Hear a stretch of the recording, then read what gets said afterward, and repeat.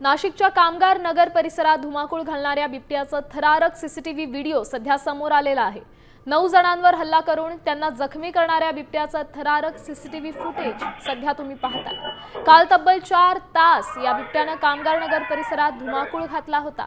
भर दिवसा शहरात बिबट्याच्या एंट्रीने परिसरात अजूनही दहशतीचं वातावरण आहे।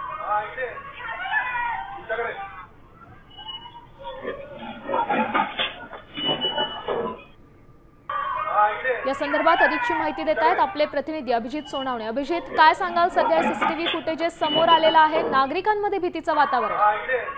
अगदी खरं आहे। काल जवळपास 4 ते 5 तास सातपूरच्या कामगार नगर परिसरामध्ये या बिबट्याने धुमाकूळ घातलेला होता। अक्षरशः या बिबट्याला पकडताना वन अधिकाऱ्यांचा देखील नाकेनऊ आलेले होते, कारण 2 वन अधिकारी जे आहेत ते या बिबट्याच्या हल्ल्यामध्ये जखमी झालेले होते। तर 7 नागरिकांवर देखील बिबट्याने हल्ले करून त्यांना जखमी केलेलं होतं। मोठ्या शिताफीने संध्याकाळच्या सुमारास या बिबट्याला पकडण्यात वन विभागाला यश आलेलं होतं। मात्र काल प्रत्यक्षदर्शींमध्ये चर्चा होती की या परिसरामध्ये 2 बिबटे फिरत असल्याची जी चर्चा होती, त्यामुळे काल रात्री देखील वन विभागाने या सगळ्या परिसरामध्ये गस्त घालून दुसऱ्या बिबट्याचा शोध घेतलेला होता। मात्र जे सीसीटीव्ही आता सध्या आपण टीव्ही स्क्रीनवर बघतोय त्या सीसीटीव्ही मधून बिबट्याचा हा सगळा थरार जो आहे तो आपल्याला बघायला मिळतोय की कशा पद्धतीने